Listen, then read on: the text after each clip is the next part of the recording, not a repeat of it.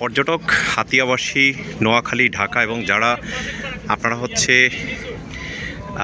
এই হাতিয়াতে ঘুরতে আসেন, আমরা travelpost24.com থেকে ভিডিও করছি, দেখাচ্ছি হাতিয়ার যে প্রাকৃতিক দেখার যেই সুন্দর বিষয় রয়েছে সেটি আমরা দেখাচ্ছি। হাতিয়ার যে তমরউদ্দিন ঘাট, সেই তমরউদ্দিন ঘাট আমরা ওভার করে লঞ্চে উঠেছি।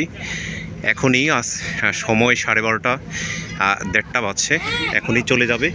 আমরা দেখেছি এখানে বিশাল বড় একটি বালুর সে তৈরি করা হয়েছে। হয়তো এটির মাধ্যমে একটি প্রজেক্ট নির্মাণ করা হবে হাতিয়ার জন্য, উন্নয়ন প্রজেক্ট। এবং পিছনে তমরউদ্দিন ঘাট রেখে এসেছি এবং নিজুম দ্বীপ, এখান থেকে প্রায় 10 কিলোমিটার পরে নিজুম দ্বীপ অবস্থিত।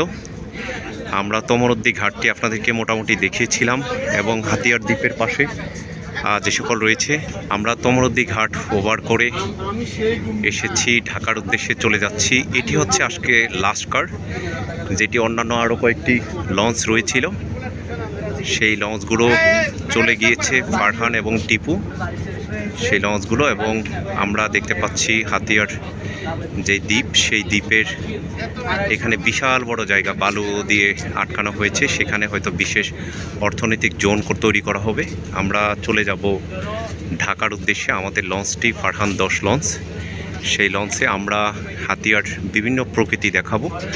আপনারা যারা আমাদের ফেসবুক পেজ, ইউটিউবে রয়েছেন, তারা লাইক, শেয়ার, কমেন্টস করবেন, সাবস্ক্রাইব করবেন। এবং আমরা হাতিয়ার যে নদীর পাড় সেগুলো দেখাবো। আজকে 12 জুন 2025 হাতিয়া ঘুরে আপনাদেরকে দেখাচ্ছি।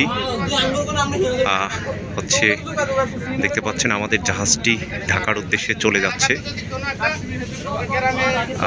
পাশে ছোট ছোট নদী দেখতে পাচ্ছি সেইগুলো, এবং নদীর পাশে ছোট ছোট চর দেখা যাচ্ছে, সেগুলো দেখতে পাচ্ছি। তো সবাই আমাদের লাইক, শেয়ার, কমেন্টস করবেন। আমরা হাতিয়ার যে লঞ্চ ঘাট সেখানে এই পর্যন্ত শেষ করছি। ধন্যবাদ সকলকে।